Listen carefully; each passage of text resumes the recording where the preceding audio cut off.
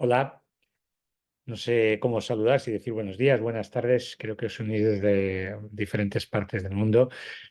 Y yo estoy en Madrid, soy José Carlos, tengo la suerte de ser el director de Fundación Porque Viven y también el director de un programa que tenemos en la Fundación, Fundación La Caixa, de atención integral a personas con enfermedades avanzadas.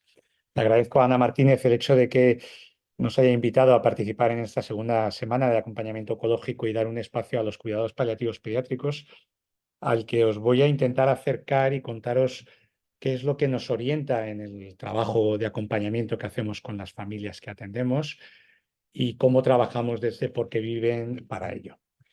Voy a empezar hablándoos de la esencia, el enfoque paliativo, y qué mejor hacerlo que desde la persona que es la responsable de lo que son los cuidados paliativos modernos. Os vais a dar cuenta que he grabado esta ponencia en dos momentos, he tenido que acortar esta parte inicial, así que os pido disculpas si luego veis diferencias entre una cosa y otra. Bueno, os decía, Cicely Sanders, la responsable de los paliativos modernos, a través de una experiencia personal y de ver que la gente fallecía en hospitales, eh, se dio cuenta de que había que buscar otra forma de acompañar el final de vida de la gente. Creó el movimiento Hospice. Los hospice son centros pensados para acoger y acompañar a personas en cuidados paliativos. Y ella decía, usted importa por lo que es, importa hasta el último momento de su vida y haremos todo lo que esté en nuestro alcance, no solo para que muera de manera pacífica, sino también para que mientras viva lo haga con dignidad. Y este es el hecho importante y por eso Porque Viven se llama Porque Viven, porque trabajamos con familias en las que tanto el niño como la familia lo que hay es vida y porque estos niños están vivos hasta el momento de la despedida. Haciendo un añadido a lo que dice Cicely Sanders, el profesor Ramón Vallés, y sobre todo dirigido a los sanitarios, dice, tan importante como curar a las personas es conseguir que mueran. Y esto es lo que intentamos hacer en cuidados paliativos. ¿Qué supone el enfoque paliativo? Pues supone que hay que pensar que el paciente hay que tratarle y atenderle como una persona. No estamos hablando de una enfermedad, de una patología, de un paciente, estamos hablando de una persona. Y cuando hablamos de una persona, hablamos de esa persona y de su entorno que se va a transformar en un entorno de cuidado cuando hay una enfermedad. Y hay dos cosas fundamentales en el mundo de los paliativos. Aceptar la irreversibilidad del proceso que se está viviendo, es decir, sabemos que el final va a ser el fallecimiento, va a ser la despedida, y aceptar que ese final de vida, esa muerte, forma parte de todo el proceso vital de la persona. Desde ahí, desde esa aceptación de todo ello, y centrándonos en la persona, el significado que tiene en el mundo de los cuidados paliativos pediátricos, el centrarse en la persona es que vamos a estar centrados en atender a un paciente y a su familia. En el mundo de los paliativos pediátricos no pasa como en el mundo de los adultos, donde una persona puede llegar sola a la consulta, donde una persona puede tomar decisiones al respecto de su proceso de enfermedad y final de vida. Aquí siempre llega un niño, una niña, un adolescente acompañado de su familia. Luego no podemos desvincular. Y nosotros solemos hablar de familia, porque ya dentro de la familia está integrado ese niño o esa niña. Es fundamental en ese estar centrados en las personas aceptar sus valores, sus necesidades, las que sienten y las que tienen y que nosotros vemos, y sus preferencias a la hora de cómo quieren ser atendidos en responder a esas necesidades que sienten o que tienen. ¿Cuál es nuestra principal herramienta? El diálogo. Y ese diálogo se traduce en saber estar, es lo primero, y desde ese saber estar, escuchar y acompañar.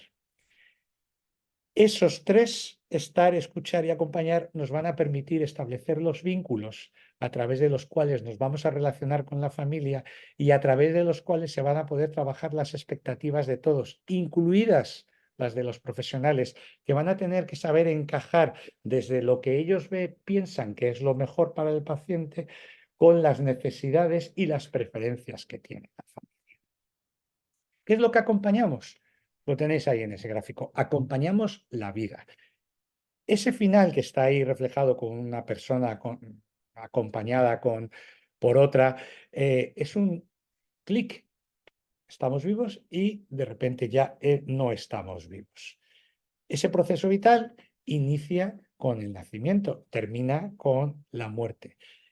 Pero yo os delimito en líneas que antes del nacimiento hay ya expectativas muy importantes en el mundo de los cuidados paliativos pediátricos, hay sueños, hay ilusiones, hay pensar en cómo va a ser nuestro hijo, nuestra hija, dónde vamos a llevarle, a qué colegio, a qué guardería.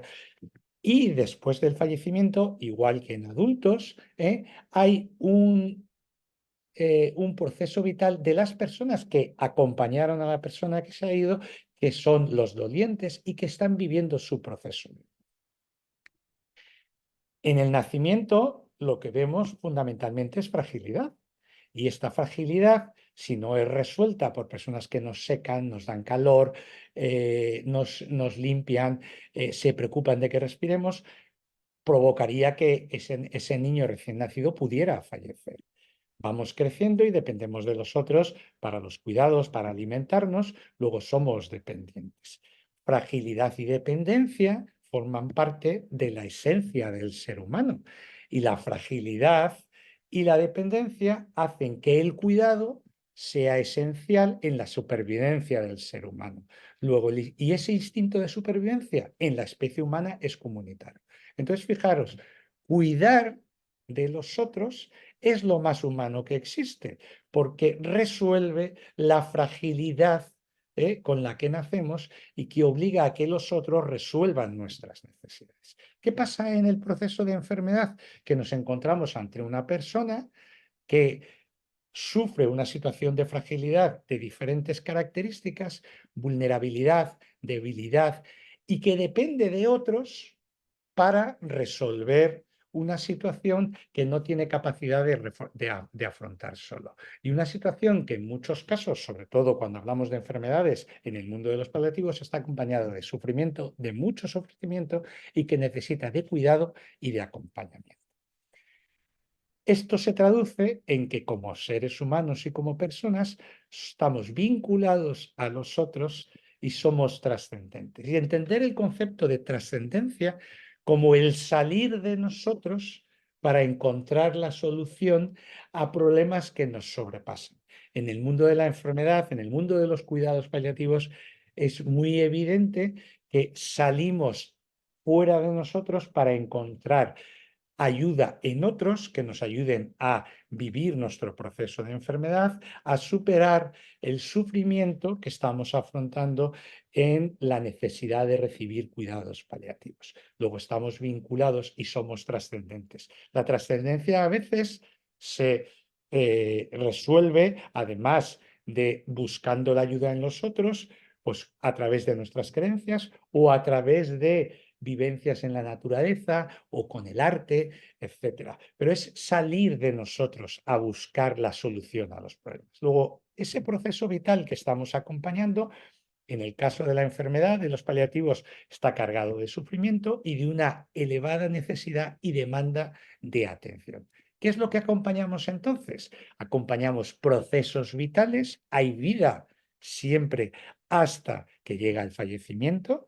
En el caso de los cuidados paliativos de la familia y del paciente, acompañamos y estamos en el momento de la muerte y seguimos acompañando a los dolientes, el duelo de las personas que han despedido al ser querido. Fijaros qué bonito que cuando se habla de paliativos y lo primero que le viene a la gente a la cabeza es muerte, final de vida, enfermo terminal, a eso nosotros unimos la palabra cuidados, que os he dicho que es lo más humano que existe, y lo que hacemos son cuidados paliativos. Estamos haciendo lo más humano que existe, que es acompañar a las personas. Os lo resumo como lo dice Ricardo Martino, el fundador de Porque Viven y el jefe de la Unidad de Cuidados Paliativos Pediátricos de la Comunidad de Madrid. Él dice que cuando se presenta a los padres, les dice que nos dedicamos a cuidar de niños, de niñas que tienen enfermedades que no se pueden curar, como la que tiene su hijo o la que tiene su hija, que viven días, meses o años. La mayoría de las veces meses y muchas veces muchos años. Pero a nosotros no nos importa cuánto viven, sino el cómo. Y de eso nos vamos a ocupar, de cómo vais a vivir como familia el proceso de la enfermedad de vuestra hija, vuestro hijo, esa enfermedad que no se puede curar. ¿Qué son los cuidados paliativos pediátricos? Evidentemente, los cuidados paliativos pues, tienen algo en común con el mundo de los cuidados paliativos de adultos, pero tienen especificidades. Entonces, la definición que aparece en la página de la PEZPAL, la Sociedad Española de Cuidados Paliativos, es que son cuidados activos totales del cuerpo, la mente y el espíritu del niño, incluyendo también el apoyo a la familia. Esto es fundamental. Igual que en el mundo de los adultos, la mayoría de los pacientes llegan ellos, a veces por su propio pie, y ellos llegan a la consulta. En el mundo pediátrico, ningún niño llega sin su familia por primera vez a una consulta de paliativos pediátricos. Y comienzan cuando se diagnostica una enfermedad. Esto también es una gran diferencia. Nosotros no, lo ideal es que cada vez que haya el diagnóstico de una enfermedad que puede limitar la esperanza de vida, que puede provocar la muerte, que hubiera un contacto con paliativos, porque vamos a ayudar a trabajar muchos aspectos de la vida, incluso aun cuando ese paciente eventualmente pueda tener un alta. Como nos pasa algunas veces con pacientes de daño cerebral adquirido, niños que han tenido un accidente de bicicleta, en un atropello, que han tenido un daño cerebral que hacía pensar que podían fallecer, que han llegado a la unidad de cuidados paliativos y que se han ido en alta porque no han fallecido, pero se les ha ayudado a ellos y a su familia a restablecer su proceso vital, ¿no? Y ese comienzo de la atención de paliativos es independiente de que el paciente esté recibiendo tratamiento. Y tiene que ver también este aspecto a lo mejor un poquito más con el mundo de la oncología, y es quizá la tarea que os voy a dejar luego, que va a ser una tarea de ayuda para nosotros, los paliativistas pediátricos. Y es que independientemente de que haya algún tratamiento, sabiendo que el diagnóstico final va a ser el no llegar a la edad adulta o el que pueda existir un fallecimiento, como pasa con mucha patología oncológica en el mundo pediátrico, el hecho de que los paliativistas intervengamos no significa que estemos trabajando con la muerte o el final de vida, sino que estamos acompañando la vida con tratamientos, servicios, experiencia que es muy útil para acompañar el proceso vital. ¿Qué hacemos en cuidados paliativos pediátricos? Fundamentalmente, tres cosas tenemos como objetivo: atender al paciente y a la familia, asegurar hospitalización en domicilio y proporcionar atención 24 horas al día. ¿Por qué la hospitalización en el domicilio? Porque la mayoría de nuestros pacientes son pacientes tan frágiles que probablemente si vivieran en un hospital, cuando solo dependen de paliativos, vivirían en una UCI. Imaginar cualquier momento en el cual habéis acompañado a un paciente en un hospital, lo que supone de dificultades para gestionar a la familia, y imaginar que tuvierais que vivir 24 horas al día en un hospital, más luego el añadido de lo que supone el ambiente, los ruidos, todo lo que hay en torno a una hospitalización. Un niño es una persona en desarrollo y donde debe estar es en su casa, en su habitación, con sus juguetes, rodeado de su familia, de sus hermanos, hermanas, si los hay, con sus cosas. Entonces vamos a intentar que ese niño siga desarrollándose el tiempo que va a vivir en su casa. Eso implica tener cuidadores que atienden en el domicilio, que atienden 24 horas, ¿eh? Y que nos vamos a ocupar también de esos cuidadores. Los pacientes que atendemos son niños, como os vuelvo a repetir, con alta dependencia, con los cuales no nos comunicamos en el 80% de los casos porque sus patologías nos impiden comunicarlos verbalmente con ellos, y son pacientes que dependen de cuidados continuamente. Ahí tenéis una habitación en la cual se puede ver, aparte del colgante, varias máquinas, una bomba de administración de medicación, un extractor de secreciones, un respirador. Quiere decir, son pacientes que están vinculados a muchos materiales y que los familiares están cuidando de ellos 24 horas al día. a veces haciendo turnos para dormirse. Esto es lo que tenéis que tener en mente. Y se les puede cuidar en casa porque hay cuidadores entrenados y muy cualificados para hacerlo. La historia de cómo están los paliativos en España la tenéis ahí. Como veis, si os hablé antes de Cicely Sanders y los años 70, aquí empezamos en torno a los años 90. La unidad del Hospital Niño Jesús, que es una unidad de referencia con el doctor Martín a la cabeza, se abrió en 2008. Hay un documento de criterios de atención en cuidados paliativos pediátricos que es de 2014 y os invito a que en la página web de Porque Viven leáis o escuchéis el manifiesto de Madrid de la PEZPAL y Porque Viven, en el cual pacientes, familias y profesionales nos dicen cuáles deben ser los criterios de una atención paliativa pediátrica de excelencia.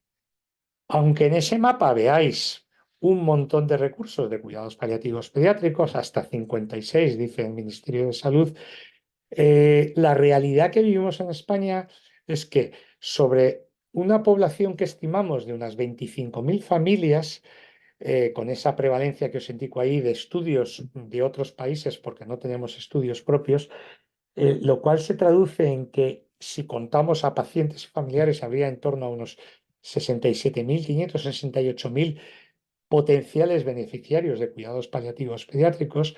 ¿eh? Tendríamos que estar dando cobertura a unas 25.000 familias, que incluyen a los 2.500 menores que cada año, menores de 20 años, fallecen por causas previsibles. Quieren decir que tienen una patología, tienen un proceso de enfermedad que sabemos que le va a provocar.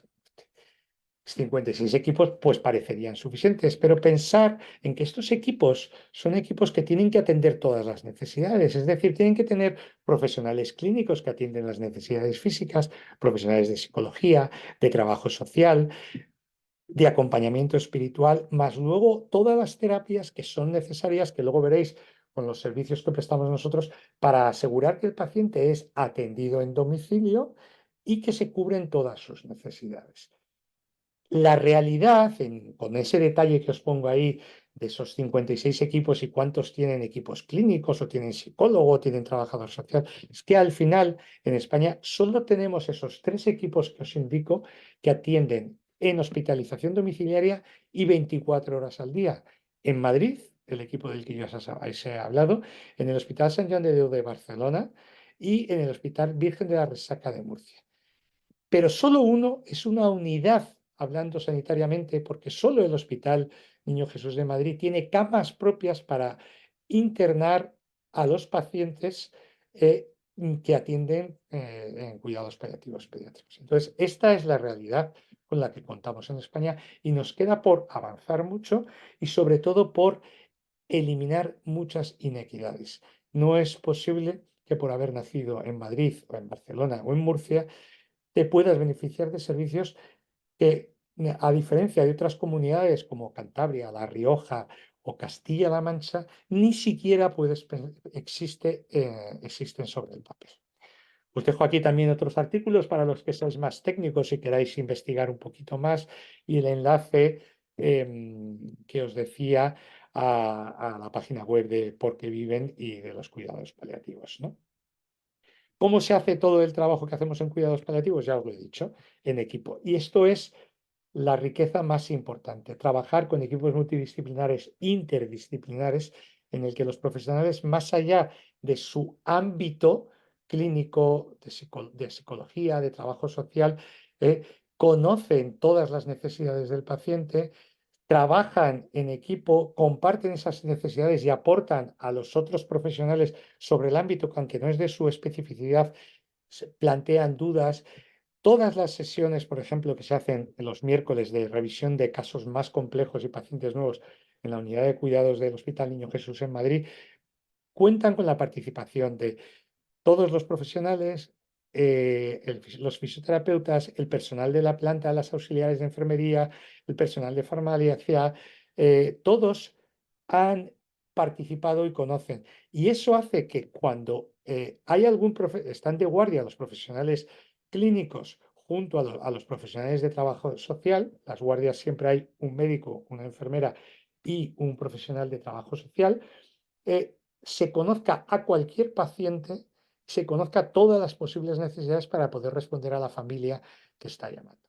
Ahí tenéis fotografías a la izquierda un poco de la unidad del hospital y a la derecha del equipo de Por qué Viven, incluyendo a los voluntarios.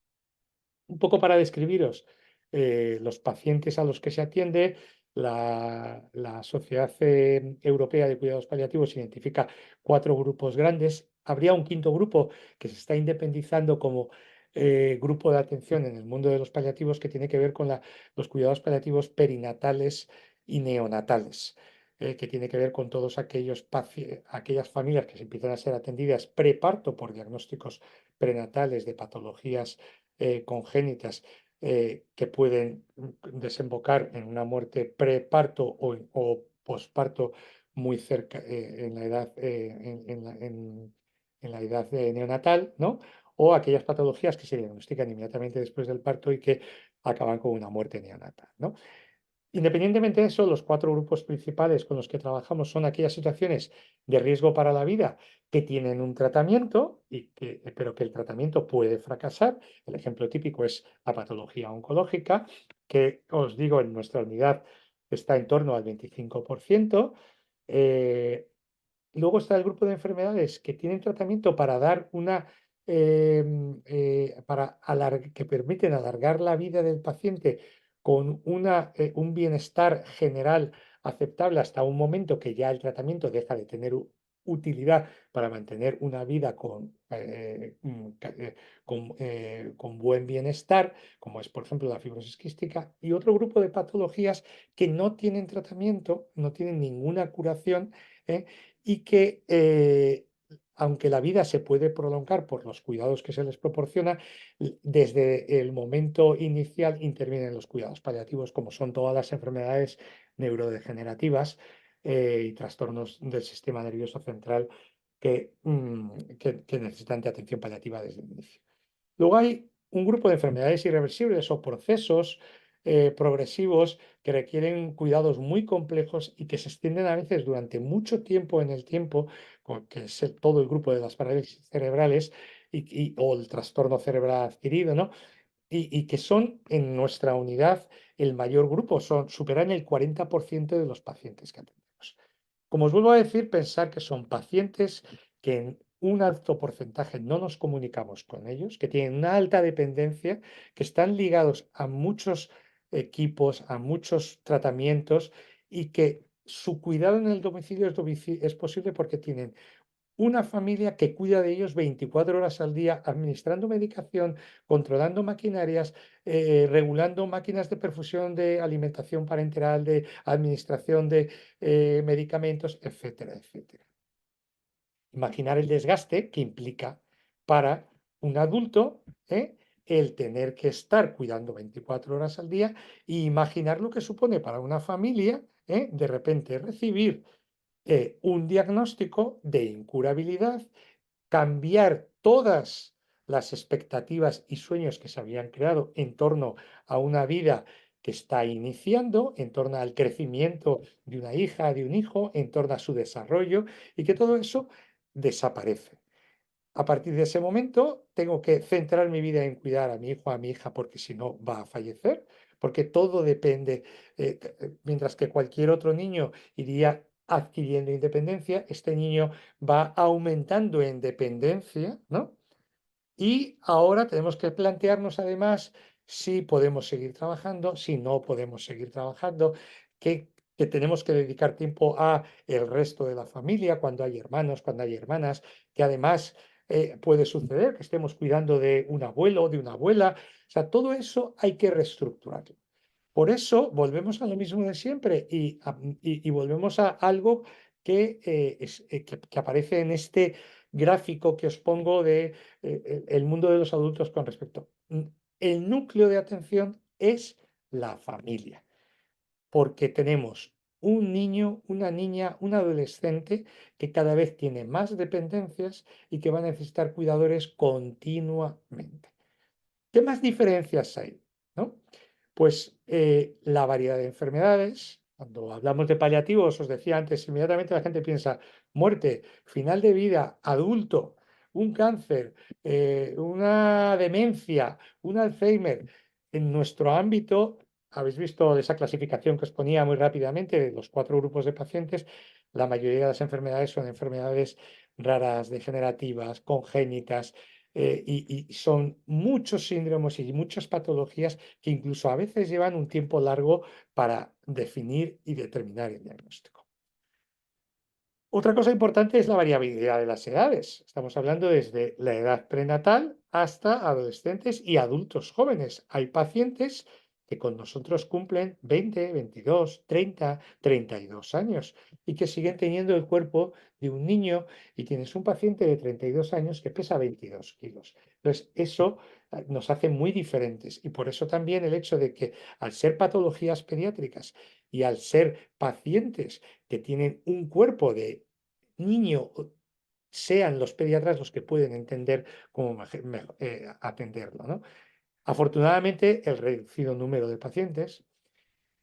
Desafortunadamente, la mayoría de los fármacos se piensan para los adultos y tenemos reducidos tratamientos, y que hay que a veces adaptar desde el mundo de los adultos, que estamos trabajando con niños, con niñas que están en desarrollo, que son pacientes que están creciendo, desarrollándose cognitivamente, intelectualmente, que van a llegar a la pubertad y van a tener los mismos cambios que asustan más que cuando los ves en un niño que te lo cuenta y te lo está y con el cual puedes razonar todo lo que está pasando. El papel de la familia como cuidadora, ya os lo he dicho, que es un área de conocimiento relativamente nueva. Hay aspectos legales y éticos cuando el paciente llega a los 18 años, y luego todo el impacto emocional y social que tiene la enfermedad de un menor en comparación con lo que sucede con el mundo de los adultos. No os voy a profundizar mucho en los niveles de atención, solo deciros que nosotros en cuidados paliativos pediátricos, y sobre todo desde la fundación, normalmente nos centramos en el nivel 3, que es cuando el médico de referencia o el equipo de referencia del paciente y de la familia son los paliativistas pediátricos. Hay otros 2 niveles que tienen que ver con la información, los cuidados generales, y que son el nivel 1, que es lo que cualquier profesional sanitario debería poder hacer en el mundo de los paliativos, y el nivel 2, que es cuando la patología está gestionada y el médico de referencia sigue siendo el médico que ha ido tratando al paciente con su familia, ¿no? Previo al paso o la intervención del mundo de los paliativos. En el nivel 2 normalmente hay colaboraciones, y ya los profesionales nos suelen pedir orientaciones sobre cómo ir trabajando con la familia y cómo ir beneficiando a la familia de tratamientos y servicios que se utilizan en pediatría. ¿Qué hace Porque Viven para ayudar a todas estas familias con estas características de las que os hemos hablado? Pues os lo voy a intentar contar rápidamente. Deciros que Porque Viven nació en 2009, la unidad de cuidados paliativos de Madrid se abrió en 2008, y el doctor Martino, con un grupo de compañeros, a diferencia de lo que sucede en otras entidades, pues como en el mundo de la oncología está la Federación Española de Padres de Niños con Cáncer, la Asociación Española del Cáncer, que son creadas desde los beneficiarios. Aquí son los profesionales los que dicen: está muy bien lo que estamos haciendo, hemos empezado desde cero a hacer hospitalización en domicilio, a atender 24 horas al día, tenemos a todos los profesionales, o sea, equipo multidisciplinar que necesitamos, pero nos hacen falta todavía más cosas, no estamos atendiendo todas las necesidades, necesitamos más recursos. Y entonces deciden crear una entidad de tercer sector con la que buscar más recursos. Y surge Porque Viven como una asociación que en 2013 pasó a ser fundación, con un criterio muy claro, y es complementar a los servicios públicos. Lo que asegura la sustentabilidad de lo que hacemos es que hay un servicio público que empieza a ofrecer cuidados paliativos pediátricos, y vamos a intentar ir poniendo lo que todavía no puede poner para ayudar en un proceso de que se vaya apropiando de todo eso cuando sea, y se vaya completando toda la atención que se hace desde el servicio público. Desde 2015 formamos parte del programa de atención integrada a personas y enfermedades de Fundación La Caixa, un programa de ámbito de adultos fundamentalmente, pero estamos integrados como unidades pediátricos, Y nuestro objetivo, además de complementar a los servicios públicos y asegurar una atención integral de todo, es ayudar a que las familias sigan viviendo en sus casas y cuidando de sus hijos en sus casas. Y por ese no hay lugar como mi hogar. Fijaros, esta viñeta resume un poco lo que a mí me gusta decir de cómo trabajamos. Esa pregunta de ¿a dónde vas? Pues a ninguna parte, vale, pues voy contigo. Nuestro trabajo es acompañar a las familias, es ayudarles a ver esas necesidades, escucharles en las necesidades que ellos sienten, identificar qué recursos tienen, dar valor a lo que ellos, con lo que ellos ya cuentan para ponerlo en vivir ese proceso vital y buscar soluciones a aquello que ellos no son capaces de resolver y desde la complementariedad con la ayuda de los servicios públicos avanzar en cuidar de su hijo. Lo que hacemos se reduce a 4 programas y a la casa porque viven, que ahora os voy a contar. Y ahí tenéis algunas imágenes de esos 4 programas que llamamos acompañamiento familiar, cuidándome en casa, mejor en casa, cada momento cuenta y la casa porque vive. Cuidándome en casa consiste en llevar al domicilio terapias. Actualmente tenemos 4 tipos de terapias, estas que veis aquí. Fisioterapia, musicoterapia, la terapia ocupacional que ha empezado este mes de enero, aunque nuestra terapeuta ocupacional ya se estaba ocupando de otro servicio que es el banco de material ortoprotésico.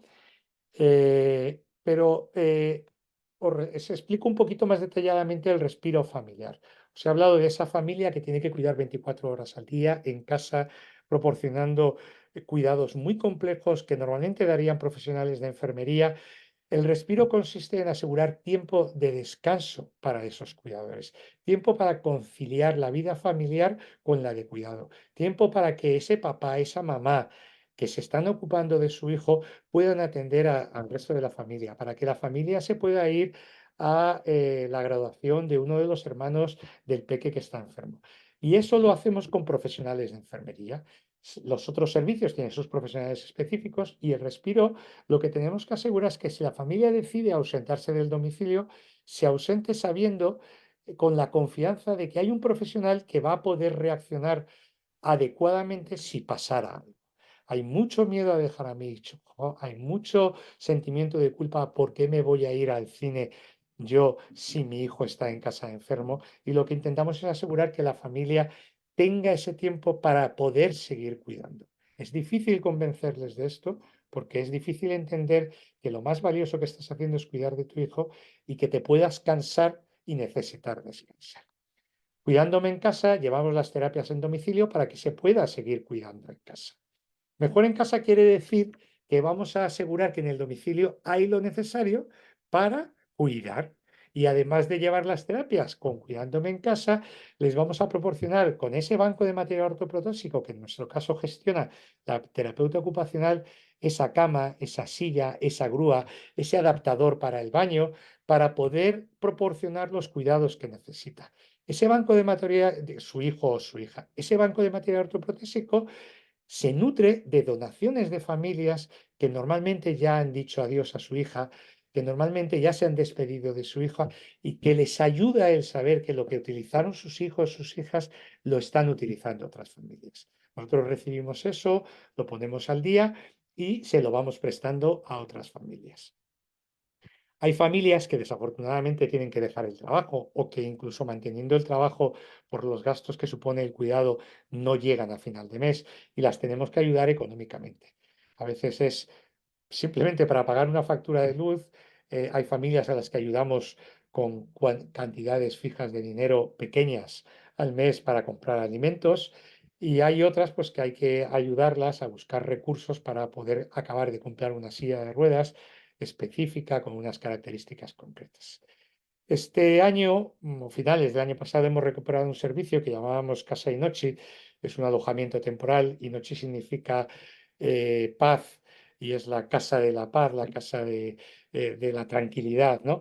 Es un piso de alquiler para que familias que vienen fuera de la Comunidad de Madrid o que están despidiendo a su hijo por ejemplo, pues son familias que viven una situación de separación de la mamá y del papá y llega el momento del final de vida y quieren estar todos juntos, proporcionarles un espacio neutral donde poder despedirse de su hija o de su hijo y poder ofrecer ese espacio para seguir cuidando como si estuviéramos en casa.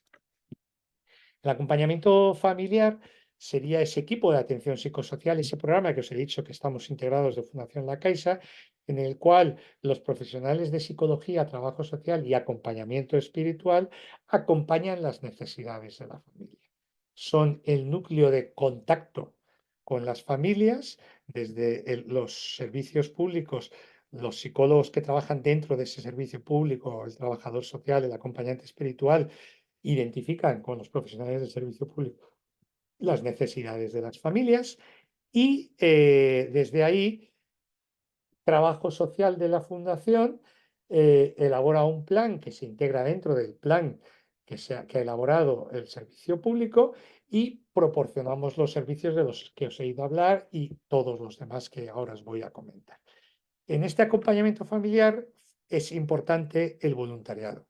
Tenemos voluntarios que acompañan en domicilio, pero sobre todo acompañan en el hospital. Y acompañan en el hospital gracias a que la unidad de cuidados paliativos pediátricos de la Comunidad de Madrid tiene camas propias y puede ingresar a pacientes. Y a veces simplemente es un ingreso porque el paciente tiene un proceso agudo, porque hay que adecuar medidas terapéuticas y la familia necesita ir a casa a ducharse o a atender necesidades de otros miembros de la familia. Y entonces nos piden que sustituyamos al cuidador por unas horas, pero gracias a tener camas propias se pueden planificar ingresos por respiro. Quiere decir, ingresos para que la familia pueda descansar sabiendo que su hijo va a estar en el hospital durante 5 días, una semana, atendido por los profesionales de la unidad y acompañado por voluntarios de Porque Viven que van a intentar, en la medida de lo posible, mantener el ambiente de cariño, de estar, de acompañar a su hijo o a su hija como si estuvieran en casa. Eso es lo que hacen los voluntarios, se organiza con el equipo de la unidad y se intenta cubrir el espacio de tiempo que cada familia nos pide a diario, incluidas las noches cuando es necesario, y en turnos de 4 horas para que no haya mucha rotación y los peques en su habitación también no estén notando mucho trajín de tiempo. Finalmente hay un proyecto, un programa que le llamamos Cada Momento Cuenta, porque lo que le pasa a estas familias es que por vivir centradas en el cuidado, muchas veces dejan de hacer aquello que forma parte de la vida diaria y cotidiana de nuestras familias. Celebrar un cumpleaños, ir al colegio a recoger a los hermanos, ir a una fiesta familiar, ir al cine, ir a una graduación. Todo eso se deja de hacer. Entonces, y todo eso que se deja de hacer, dejan de ser recuerdos que se tienen para el futuro. Entonces, nosotros intentamos aquí trabajar con las familias para que algo que hemos aprendido de ellos, de su acompañamiento con sus hijos, que es que cada momento es importante, lo traduzcan en recuperar aquellos momentos que han dejado de vivir. Entonces les ayudamos a celebrar una fiesta de cumpleaños. A veces simplemente hay familias que nos dicen, no tenemos fotos, no tenemos un álbum de fotos con nuestro hijo y les ayudamos a hacer un álbum fotográfico o hacemos campaña de Reyes Magos para que esas cartas de Reyes Magos que han dejado de escribir las vuelvan a escribir y puedan solicitar el ir a un musical todos juntos, etcétera, ¿no? Y el año pasado hicimos por primera vez una celebración in memoriam, un construir legado, varias familias juntas para recordar a aquellos niños que ya se habían ido. Las familias se reunieron, compartieron lo que fue la vida de sus hijos, compartieron el legado de sus hijos y compartieron cómo lo hacían para que otras familias descubrieran cómo otros recuerdan a sus hijos y pudieran crecer en el recuerdo de sus hijos. Todo eso, como os digo, para poner más sentido y más significado a cómo ha sido y cómo es la vida de sus hijos. Todo esto lo hacemos desde Porque Viven, es lo que vivimos diariamente. Y al final lo que importa es estar, escuchar y acompañar, como os he dicho, que formaba parte de ese diálogo, de esa herramienta. Y desde el punto de vista de los profesionales, y los voluntarios disfrutar. Disfrutar con lo que hacemos.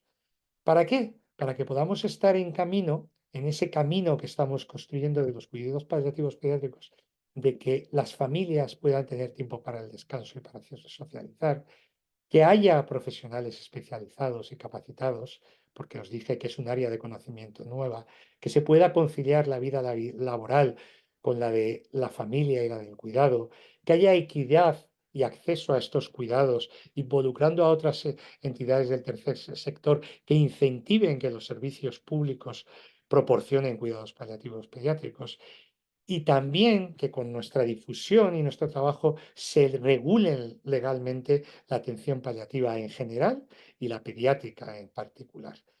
Y mucho más, como es, por ejemplo, construir centros como los que existen y como será nuestra casa porque viven, que tendrá centro de día para conciliar esa vida laboral con la de cuidado, que tendrá un aula de integración social, que tendrá habitaciones para recibir a pacientes y a familias para hacer respiro, que tendrá apartamentos para que las familias puedan despedir a sus hijos, que tendrá centro de terapias. Todo ello en un ambiente que no sea un ambiente hospitalario, sino un ambiente domiciliario. Un ambiente donde cuando un niño entre en una habitación y le guste la Fórmula 1, las paredes de su habitación tengan imágenes de Fórmula 1, por ejemplo, ¿no? Y para mucho más. Y ese mucho más es que su vida esté llena de vida. La vida de cada uno de esos niños, esas niñas con esos nombres. Y todo esto, estamos a camino de ello, pero es posible y sucede, como nos dice esta mamá con la que os voy a dejar, contándonos su experiencia de lo que significó tener a los cuidados paliativos pediátricos en la atención de su hija. Soy Yolanda y bueno, tuve un niño con cáncer, bueno, mi niño falleció. Bueno, tuve la gran suerte, por decirlo, de que tuve cuidados paliativos pediátricos en casa, que bueno, no tengo palabras para agradecer todo lo que hicieron por él. Estos niños se merecen poder estar en su casa, poder estar con sus hermanos, con su familia y poder llevar una vida, como llamamos nosotros, medio normal. El llegar a casa y ya solamente ver a su hermano, o sea, le daba vida. O sea, el poder jugar con él, poder jugar a los coches, poder tirarse al suelo. Nosotros le poníamos una alfombra y se tiraba con su hermano a jugar, el poder ver a sus abuelos, el poder ver, incluso iban amigos a ver a Diego para poder jugar, incluso Diego seguía haciendo tareas, aunque Diego le pilló en infantil, pero Diego podía seguir haciendo sus tareas, podíamos dar un paseo, respirar aire. O sea, el decir, me puedo dar un paseo sin que un médico me dé una autorización para poder salir. Te pueden surgir tantísimos problemas, tantísimas dudas, después del el sufrimiento que tú ya tienes. Yo en mi caso, el sufrimiento de que sabías que tu hijo se le estaba yendo la vida, se le estaba acabando. Y a mi hijo le surgía algo, y yo, ¿qué hago con un niño así? ¿Qué hago? ¿Cómo actúo? Entonces, cuando surgía algo, para nosotros el poder tener una persona al lado es que era lo principal. La despensa de tu casa se vuelve como una farmacia. O sea, es una farmacia de medicación, lo tienes todo anotado. Esto es para esto, no sé qué, para si tienes estos dolores. Sí. Pero cuando te viene una crisis, llega un momento en que te nublas. Pues vas callando, vas callando, vas callando. Te cargas pues, con tu hijo que le tienes enfermo, con otro niño que también te necesita. Yo en mi caso era muy chiquitito.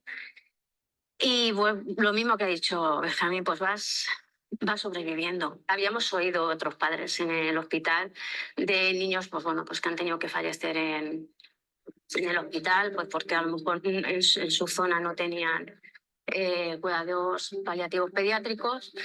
Y siempre los oíamos que como que se arrepentían, ¿no?